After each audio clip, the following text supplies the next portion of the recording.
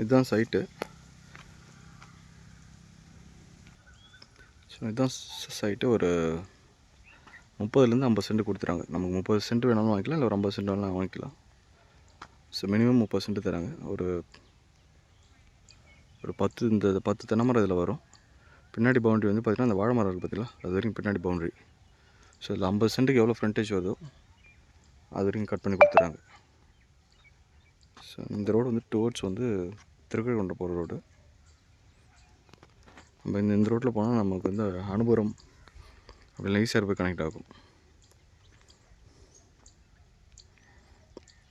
So திருக்கழுக்குன்றத்துலேருந்து ப்ராப்பர்ட்டிக்கு ஒரு 5 to 6 kilometres வரும்.